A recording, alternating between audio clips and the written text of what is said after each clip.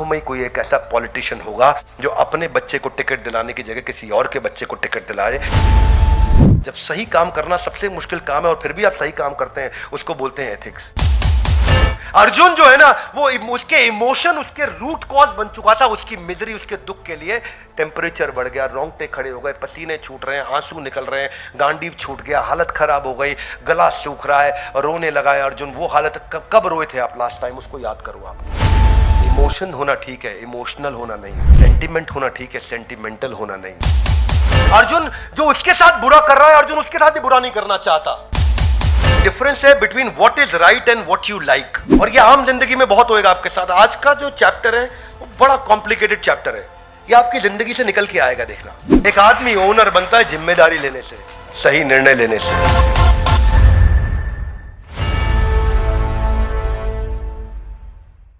ग्रंथराज श्रीमद् भगवद गीता की आप सबका स्वागत है आज के नए एपिसोड में, जहां पे आज हम पहले अध्याय का 28वां श्लोक ले रहे हैं।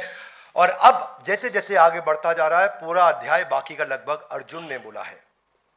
और अर्जुन यहां विचलित है। और पहले अध्याय के 28वें श्लोक में और उसके बाद 29वें श्लोक में अर्जुन का इमोशन आपको समझ में आएगा। भगवद गीता का पहला अध्याय primarily being led by Arjun. तो पहले हम श्लोक पढ़ते हैं। पहले अध्याय का 28वां श्लोक मेरे पीछे दोहराइए। दृष्ट्वा में इमं स्वजनम कृष्णा युयुत्सम समुपस्थितम सीदन्ति मां गात्रहाणि मुखम च परिशुष्यति। तो पहले ऐसे समझते हैं कि कह रहे हैं दृष्ट्वा। दृष्ट्वा का अर्थ क्या हुआ? देख रहा हूं। इमं स्वजनम कृष्णा, हाथ आगे लाइए, ऐसा देख रहा हूं। इमं, इन सबको। स्वजनम, ये मेरे ही जन है। स्वजन यानी कि मेरे अपने स्वयं के जन है, ये मेरे ही अपने दोस्त हैं, रिश्तेदार। इनके साथ बचपन में गिल्ली डंडा कंचे सब खेला मैं, वही सामने मेरे अगेंस्ट खड़े हुए हैं। युयुत्सम, युद्ध करने आए हैं। समुपस्थितम, सारे के सारे उपस्थित हो गए हैं। सीदंती माम गात्राणि, अरे अरे अरे, शरीर कांप रहा है मेरा। मुखम च परिशुष्यति, मेरा गला भी सूख रहा है इनको देख के। अर्जुन टेंशन में आ गए उनको देख के। हाँ, क्या कह रहे हैं कि दृष्टवा में, मैं देख रहा हूं, स्वजन मेरे ही अपने लोग आ गए हैं। तो अर्जुन घबरा गए हैं और इतना टेंशन में आ गए। My dear Krishna, seeing my friends and relatives present before me in such a fighting spirit, I feel the limbs of my body are quivering. कांप रहा है मेरा शरीर, थर थर कांप रहा है। बचपन में मुझको याद है, जब होमवर्क करके नहीं आते, टीचर डंडा लेके जब आता था ना, वो देखेगा तो ऐसा बचपन में उल्टे हाथ पे टीचर मारता था, तो ना उस समय शरीर कांपता था, वो याद आता है। इतना घबराहट होता था। और कुछ टीचर के लिए तो सोचते थे भगवान आज एब्सेंट हो जाए,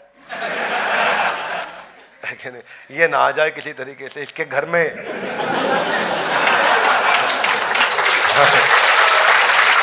क्यों? क्योंकि सीदंती माम गात्राणि मुखम च परिशुष्यति। अपना भी वही हाल होता था। लेकिन क्या है, अपना वो छोटा प्रॉब्लम था, अर्जुन का प्रॉब्लम बहुत बड़ा प्रॉब्लम है। इमेजिन कितना बड़ा प्रॉब्लम है। आप सोचो ना, मतलब अगर आप ही का सगा भाई चाकू लेकर के आपको मारने आ जाए, घर की सिचुएशन समझो, मतलब इसको मायोपिक देखते हैं थोड़ा, तो आपको लगेगा मेरा अपना खून, आपका अपना बेटा आपका हत्या करने आए, मेरा अपना बेटा, इसको मैंने पाला पोसा, आज मुझे मारने आया। कितना हर्ट होएगा आपको। इमेजिन अर्जुन का फीलिंग समझो। थोड़ा कंफर्टेबल एटमॉस्फेयर था वहां, लाउडली यस नो? कंफर्टेबल था। एयर कंडीशन ऑडिटोरियम में बैठे थे, east of Kailash ISKCON temple के ऑडिटोरियम में बैठे थे। युद्ध का माहौल था, टेंशन का माहौल था। और जो कृष्ण को देखो चुपचाप सुन रहे हैं अर्जुन को। अर्जुन बोले जा रहे हैं, कृष्ण सुने जा रहे हैं। कृष्ण भी डांट लगा सकते थे, चुप अर्जुन, क्या बेकार की बात कर, अभी युद्ध का टाइम है, लड़ ले, शाम को आपस में कमरे में चर्चा कर लेंगे यार। कृष्ण ऐसा बोले? कृष्ण सुनते रहे। बहरहाल अर्जुन अभी बोल रहे हैं। तो जो अर्जुन की हालत थी ना, उसको समझते हैं। पहले 29वें श्लोक को भी एक साथ ले लेते हैं, तो दोनों श्लोक को हम समझते हैं, ताकि, क्योंकि दोनों का एक ही सिमिलर मैसेज है। तो आज के इस वीडियो में दो श्लोक एक साथ लेंगे। अगला श्लोक मेरे पीछे बोलिए। वे पतुश्च शरीरे में रोमहर्षश्च जायते गांडीवं संसते हस्तात् त्वक्च एव परिदह्यते वे पतुश्च शरीर, मेरे शरीर में देखो, मेरे शरीर में वे पतुष, ट्रेम्बलिंग कांप रहा है ऐसा, रोम हर्चश्च जायते, रोम, रोम समझते हैं, रोम रोम खड़े हो गए, रोंगटे, वो कह रहे मेरे रोंगटे खड़े हो गए हैं, रोम हर्चश्च जायते, गांडीवम स्रंसते हस्तात्, गांडीव सबसे पावरफुल चीज जो अर्जुन के हाथ में थी, कह रहे वो भी खिसक गई, जो ताकत देती थी अर्जुन को, गांडीव, गांडीवधारी अर्जुन, उस गांडीव के बल पे एम्बीडेक्स्ट्रस थे अर्जुन। एम्बीडेक्स्ट्रस कौन होता है? जो दोनों हाथ से तीर चला सकता है, इधर से भी तीर चला सकता है, उधर से भी चला सकता है, अनलिमिटेड तीर एक साथ चला सकता है, किसी भी परम्यूटेशन कॉम्बिनेशन में, ट्रिग्नोमेट्री के किसी भी एंगल के साथ में अर्जुन कहीं से भी तीर चला करके वायु के बवंडर तूफान को कंट्रोल कर सकते हैं। गांडीव जो उनको दिया गया था, जिसके कारण वो इनविंसिबल हो चुके थे, वो गांडीव उनके हाथ में नहीं रुक रहा इस समय। वो अर्जुन जो आंख बंद करके उल्टी परछाई पे मछली की आंख को भेद दे, वो अर्जुन जो सबसे ज्यादा इंटेलिजेंट माने गए हैं मिलिट्री आर्ट्स के अंदर, उनके पास गांडीव भी आ चुका और वो भी गिर रहा है नीचे। यानी कि आपके पास, आप ऐसे सोचो कि आपके पास सबसे बड़ी जो पावर है, आपके पास सबसे बड़ा समझो जो स्ट्रेंथ है, चाहे वो आपका धन है, आपके हाथ में नोटों से भरा बैग है, तो आप उसको आग में डाल देंगे जलाने, ये भी मेरे काम का नहीं रहा। अब तो गांडीव छोड़ दिया उन्होंने। और क्या कहते हैं? त्वक्च एव परिदह्यते, त्वक मतलब त्वचा, स्किन, तो मतलब मेरी स्किन जल रही है। सोचो उनका बॉडी टेम्परेचर कितना बढ़ गया होगा कि स्किन में आग लगी हुई है, जल रही है। कितना बॉडी टेम्परेचर, कितना भयंकर ज्वर, जिसको बुखार बोलते हो आप आम भाषा में। तो जब आदमी का ब्लड प्रेशर बढ़ता है, टेम्परेचर बढ़ता है, तो बॉडी जल रही होती है, गर्म होती है, ठंडी पट्टी रखते हैं। समझ रहे हैं मेरी बात को? तो अर्जुन का इमोशन समझो आप, ये इमोशन जो अर्जुन का, my whole body is trembling, my hairs are standing on the end, my bow Gandiva is slipping from my hand and my skin is burning. तो अर्जुन की फीलिंग समझिए पहले अध्याय में क्या हो रहा है। भग ये युद्ध से पहले का सिचुएशन है। सो अर्जुन युद्ध नहीं करना चाहते थे। तो अर्जुन नेचुरली, अर्जुन ठीक ही कह रहे हैं एक तरह से। Would you agree with me? Yes no? Hey guys come on loud, yes no? No, बिल्कुल गलत कह रहे हैं अर्जुन। आप कह सकते हो क्यों भाई, लड़ाई कराओगे बिंद्रा जी? वो तो लड़ाई को मना कर रहे हैं, तो उसमें गलत क्या है? गलत है। हाथागिलाई क्यों? देखो मैं इसको ऐसे समझाता हूं, एक उदाहरण से समझाता हूं, तब पूरी बात समझ आएगी। नहीं तो फिर आपको ना, आपको एथिकल डिसीजन और इमोशनल डिसीजन के फर्क समझ में नहीं आएगा। क्योंकि इस चैप्टर का नाम आप कह सकते हो, इस वीडियो का नाम है ethical decision versus emotional decision. इस चैप्टर को ऐसे समझो आप, ethical decision versus emotional decision, तब आपको चैप्टर समझ में आएगा। पर एक मिनट के लिए लेते हैं, क्या इस हॉल में कोई व्यापारी है जिसकी टीम में 10, 20, 50, 100 आदमी काम करते हैं? कोई व्यापारी, बिजनेसमैन? तो खड़े हो जाइए। क्या नाम है आपका? सेवक नौटियाल। नौटियाल जी, अगर आपकी टीम में कोई रिश्तेदार है, इमेजिन करिए आपका बेटा बड़ा हो गया, आपके साथ कंपनी में काम करता है, और वो आप ही की कंपनी के अंदर एचआर में एक लेडी काम करती है, वो उसको जाकर के मॉलेस्ट करता है, रेप करने की कोशिश करता है, तब क्योंकि वो आपका बेटा है तो आपको उसे माफ कर देना चाहिए? Yes no? No. Come on, yes no? No. क्यों? Because it against the law and company policy also. तो आपका बेटा है, दैट डजंट मैटर ना। आपका भाई है, इस कंपनी ओनली, इस सन एट होम। हाँ, बाकी लोगों के लिए एग्जांपल सेट करना है कि मेरा कोई और भाई भी ना करे ऐसा। Yes, nobody should allow that ना। सुनिए सुनिए, वेरी गुड, एकदम फट से आपने डिसीजन ले लिया। क्या डिसीजन लिया? हाथागिलाई, गलत तो यू हैव टू पनिश। गलत है, कम ऑन, गलत तो गलत है, गलत है। चाहे वो आपका भाई हो या कोई और एम्प्लॉई हो, दूसरा एम्प्लॉई होगा तो सजा दोगे, ऐसा ही भाई है तो उसको भी सजा दोगे, देनी होगी। बेटा है तो उसको भी सजा देनी होगी। यही तो मैं अर्जुन के लिए कह रहा हूं। अर्जुन का यही स्ट्रेस था उस समय। अर्जुन के जो सामने भाई हैं, जो बंधु हैं, उन्होंने हत्या भी करी, उन्होंने रेप भी किया, उन्होंने लूटपाट भी करी, और उन्होंने दूसरे की जमीन भी हथियाई। उन्होंने सारे पाप किए। मैं तो यहाँ केवल मॉलेस्टेशन की बात कर रहा हूं। उन्होंने उनकी खुद की धर्म पत्नी का भी बलात्कार किया। क्या मेरी बात समझ आ रही है? yes. तो जब सामने गलत तो गलत है, कम ऑन, गलत तो गलत है। लेकिन यहां अर्जुन को एथिकल डिसीजन लेने की जगह इमोशनल डिसीजन ले रहे हैं। अर्जुन जो उस समय ना इमोशनली तो ठीक बोल रहे हैं, देखने में अच्छा लगता है, मॉरल लग रहा है, बड़ा अच्छी बात कर रहा है, क्योंकि अर्जुन कंपैशनेट है। और कंपैशन और इमोशन के चलते हम सही डिसीजन लेना भूल जाते हैं। भगवत गीता आपको वो शक्ति देता है कि आप इंटेलेक्चुअल बैंडविड्थ को बड़ा कर पाते हो आप अपने लॉजिकल और इमोशनल राइट ब्रेन और लेफ्ट ब्रेन में सामंजस्य बिठा पाते हो। अर्जुन जो उसके साथ बुरा कर रहा है, अर्जुन उसके साथ भी बुरा नहीं करना चाहता, पर जब जो किया जाना चाहिए वो किया जाना चाहिए। अगर किसी ने आपके ऑफिस के अंदर किसी महिला को मॉलेस्ट किया है तो उसके खिलाफ आपको एक्शन लेना चाहिए। Yes no? ये नहीं कि मैं यहां माफ कर दूं, क्योंकि ये एक्सट्रीम डिसिप्लिनरी इशू है। ऐसे ही दुर्योधन सारे एक्सट्रीम डिसिप्लिनरी इश्यूज को सरपास कर चुके थे। क्या मांगा था? 5 गांव तो मांगे थे। दुर्योधन सबसे बड़ा मूर्ख व्यक्ति था। दुर्योधन को तो और जरा दे देना चाहिए था उनको। दुर्योधन को तो पार्टनर बनाना चाहिए था युधिष्ठिर को, क्योंकि युधिष्ठिर ईमानदार है, सबको मालूम है। और युधिष्ठिर इतने ईमानदार है तो उन्हें बोलते भाई तू बिजनेस चला, जो प्रॉफिट आएगा उसमें हिस्सा मैं ले लूंगा, मेरे को पहले ही पता तू ईमानदार है, तू मेरी हिस्से का 1 रुपया रखेगा नहीं, तो काम तू कर, मैं आराम करता हूं। लेकिन क्या दुर्योधन को पावर का इतना एडिक्शन था कि मैं उसके बिना रह नहीं सकता, मैं जिंदा नहीं रह सकता। और यहां पे वापस आता हूं मैं। बेसिकली डिफरेंस है between what is right and what you like. और ये आम जिंदगी में बहुत होएगा आपके साथ। आज का जो चैप्टर है वो बड़ा कॉम्प्लिकेटेड चैप्टर है, ये आपकी जिंदगी से निकल के आएगा, देखना। भगवत गीता का आज जो हम श्लोक ले रहे हैं ये आपकी जिंदगी में बहुत बार रोज होंगी ये घटनाएं। ये कंपैशन वर्सेस कंप्लायंस का डिफरेंस है कि कंप्लायंस मतलब ये नियम कानून ये होने चाहिए, कायदे कानून ये है, लेकिन कंपैशन मेरी करुणा है। फेवरेटिज्म वर्सेस मेरिटोक्रेसी, ये उसके बीच में डिफरेंस है। Everybody, come on. It is okay to have emotions. Hey, ladies, more for you. It is okay to have emotions, but it's wrong to become emotional. It is okay to have sentiments, but it's wrong to become sentimental. Emotion होना ठीक है, emotional होना नहीं। Sentiment होना ठीक है, sentimental होना नहीं। क्या मेरी बात समझ आ रही है? अर्जुन जो है ना, वो उसके इमोशन उसके रूट कॉज बन चुका था, उसकी मिजरी, उसके दुख के लिए। टेम्परेचर बढ़ गया, रोंगटे खड़े हो गए, पसीने छूट रहे हैं, आंसू निकल रहे हैं, गांडीव छूट गया, हालत खराब हो गई, गला सूख रहा है, रोने लगा है अर्जुन। वो हालत कब रोए थे आप लास्ट टाइम, उसको याद करो आप। वो एक्सट्रीम मिजरी में इस समय अर्जुन, क्योंकि अर्जुन जानता था कि दुर्योधन को पैसा चाहिए बिना काम किए, which is called wealth without work. Arjun जानता था कि दुर्योधन बिल्ड करना चाहता है कॉमर्स विदाउट मोरालिटी, यानी कि बिजनेस जिसमें ईमानदारी ना हो। अर्जुन जानता था कि दुर्योधन चाहता है पॉलिटिक्स विदाउट प्रिंसिपल, राजनीति जिसमें कोई सिद्धांत ना हो।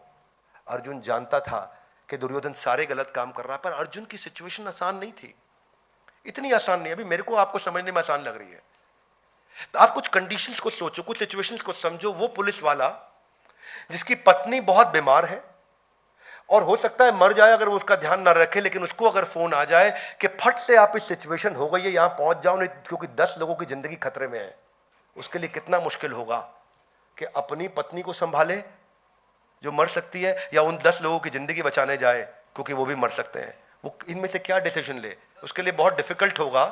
उतना ही डिफिकल्ट अर्जुन के लिए था। एक हार्ट सर्जन जो अपनी बेटी का कन्यादान कर रहा हो और उसको फोन आ जाए, कन्यादान करते वक्त यहां सबके सब बैठे हैं, कन्यादान के बीच में है, और फोन आ जाए कि किसी पेशेंट की जिंदगी खतरे में है, आप जाके उसको बचाइए। उसके लिए कितना मुश्किल होगा कि अब ये कन्यादान छोड़े अपनी बेटी का या उस पेशेंट को बचाने जाए। ऐसे ही मुश्किल अर्जुन के लिए था। एक इंश्योरेंस एजेंट जिसका पूरा घर ऋण में पड़ा हुआ है, उसमें घर में इतना कर्जा है, मां बीमार है, उसको पैसा तुरंत चाहिए, वो थोड़ी सी गड़बड़ पॉलिसी बेचेगा, उसको जो कमीशन आएगी उससे अपने घर को चला लेगा। अब उसके लिए कितना मुश्किल है कि मैं इसकी काम की पॉलिसी बेचूंगा तो मेरा घर मर जाएगा, और इसको थोड़ी सी गड़बड़ पॉलिसी बेचूंगा तो मेरा घर चल जाएगा। इसको लूटूं या अपने को बचाऊं, इसको बचाऊं या अपने को लुटवाऊं। आसान नहीं है एथिकल होना हमेशा। एथिकल और इमोशनल डिसीजन, ये चैप्टर थोड़ा डिफरेंट है। इसमें आपको लाखों में कोई एक टीचर ऐसा होगा जिसका बच्चा जब नहीं पढ़ रहा हो ठीक तो अपने हाथ से अपने बच्चे को फेल कर देगा। लाखों में कोई ऐसा वाइस चांसलर या चांसलर होगा जो अपने बच्चे के नंबर कम आने पर अपनी ही यूनिवर्सिटी में उसको एडमिशन देने से मना कर देगा। लाखों में कोई ऐसा जज होगा जो अपने बेटे की गलती पे उसको मौत की सजा दे के सुना के पेन को तोड़ देगा, कोई जज नहीं करेगा। लाखों में कोई पुलिस वाला ऐसा होगा जो अपने बेटे की गलती पे अपने बेटे के खिलाफ FIR लिख देगा। अर्जुन के लिए सिचुएशन आसान नहीं थी। लाखों में कोई ऐसा डॉक्टर होगा जो अपने बेटे का ऑपरेशन छोड़ के किसी और अर्जेंट ऑपरेशन को देखने के लिए चला जाएगा।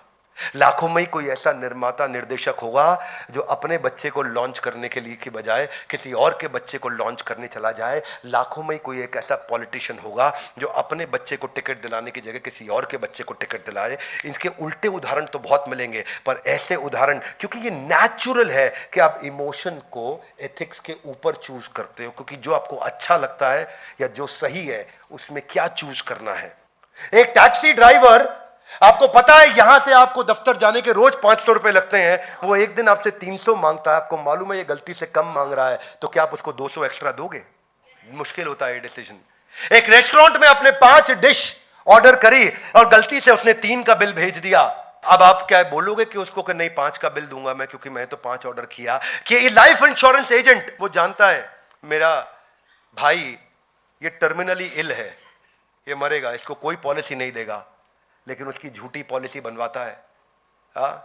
आपका बेस्ट फ्रेंड आपसे एक फेवर मांगता है कि तेरी कंपनी की सीक्रेट मुझको दे दे, तू मेरा दोस्त 20 साल से है और इस कंपनी में केवल 2 साल से है।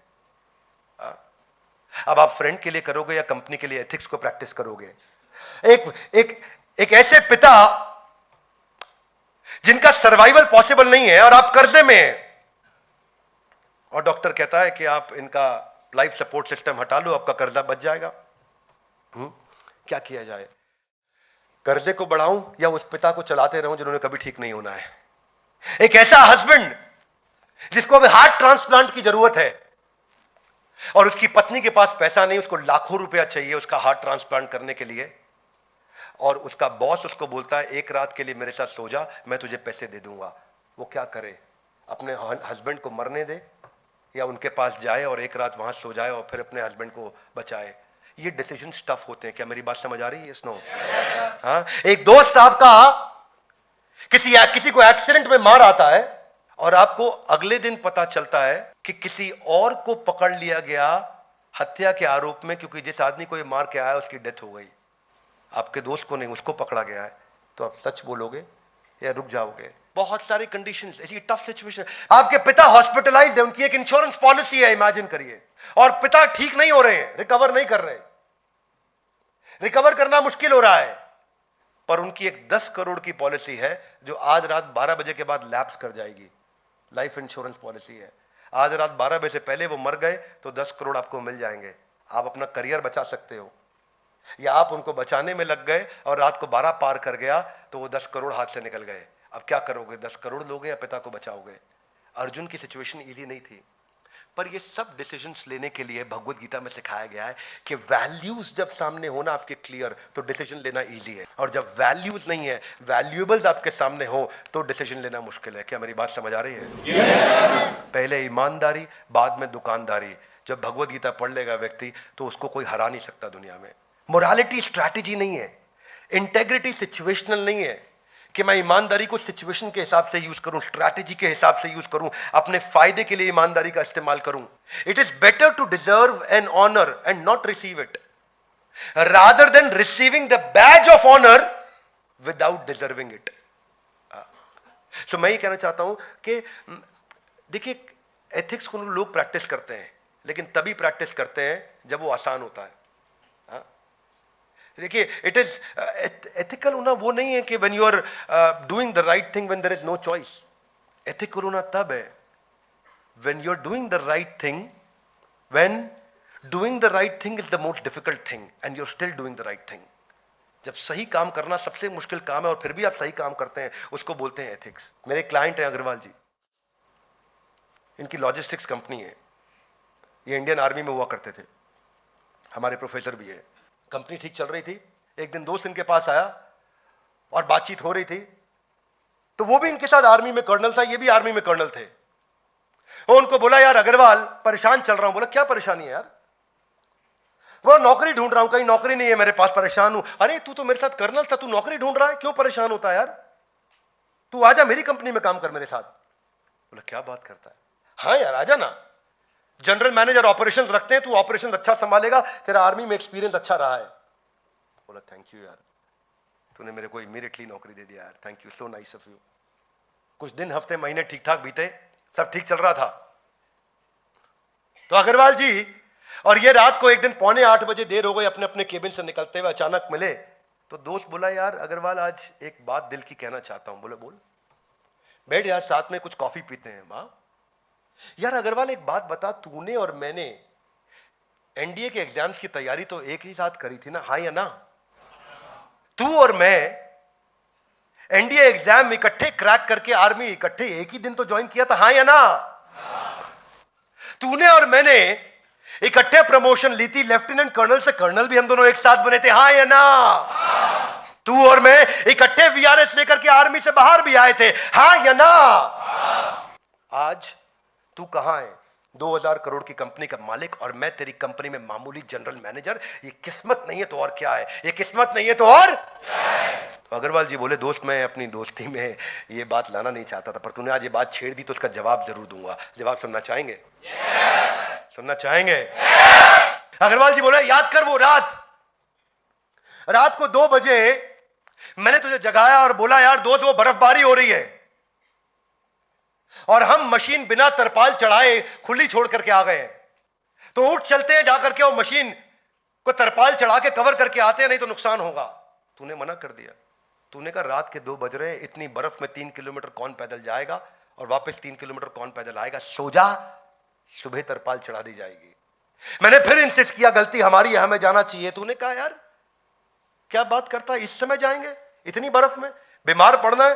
तू इंपॉर्टेंट है, मैं इंपॉर्टेंट हूं या मशीन इंपॉर्टेंट है? सो जा, सुबह जाएंगे। मैंने फिर इंसिस्ट किया कि हमें जाना चाहिए, नहीं तो नुकसान हो जाएगा। तूने क्या जवाब दिया? किसका नुकसान होगा? ना तेरा नुकसान होगा ना मेरा नुकसान होगा, सरकार का नुकसान होगा। सो जा, सुबह तरपाल चढ़ा देंगे। मैं फिर इंसिस्ट किया, दोस्त तू नहीं माना, तू अपने कमरे में जाकर के सो गया और मैं रात 2 बजे उठा, बड़े बूट्स पहने, छाता लिया, धसती हुई बर्फ में पांव घुसा के 3 किलोमीटर पैदल गया। रात को जाकर के 3 बजे पहुंच के तरपाल चढ़ाई और फिर पांव में धसती बर्फ के अंदर वापस लौट करके आया और अपने कमरे में आके सोया। दोस्त वो दिन था और आज का दिन है। तू तब भी दोस्त, वो दिन था और आज का दिन है। तू तब भी एम्प्लॉय ही था, इसलिए तू आज भी एम्प्लॉय ही है, और मैं तब भी ओनर ही था, इसलिए मैं आज भी ओनर ही हूं।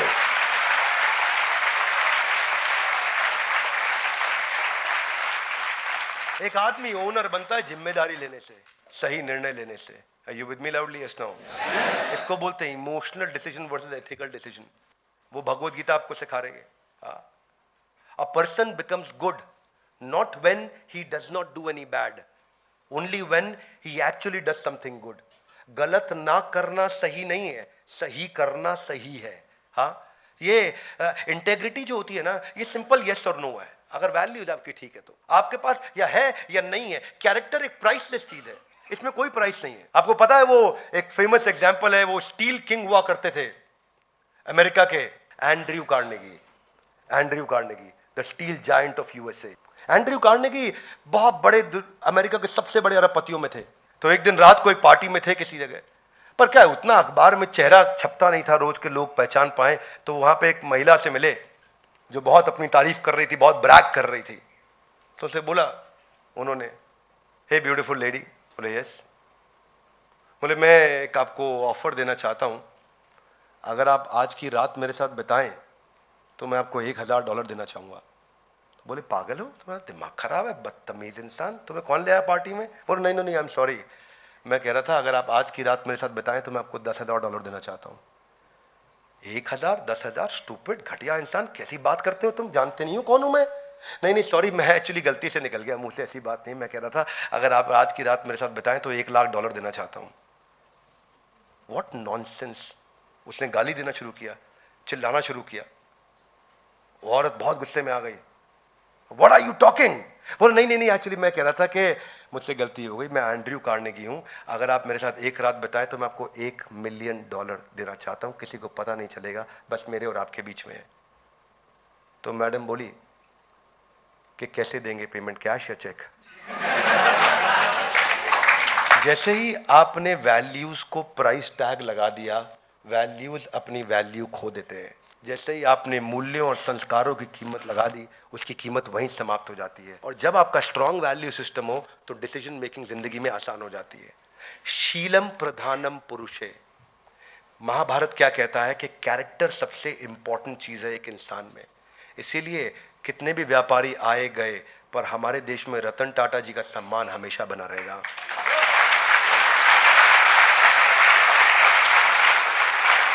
भगवत गीता एक ग्रंथ है कैरेक्टर का, मोरालिटी का, प्रिंसिपल्स का, वैल्यूज का। वे पतुश्च शरीरे में रोम हर्चश्च जायते गांडीवम, गांडीव खिसक रहा, इतना मेरा बुरा हाल हो गया।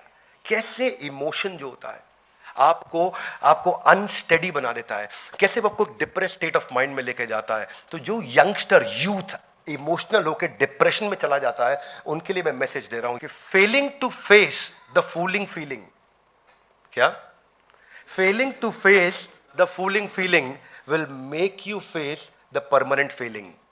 मैं समझाता हूं।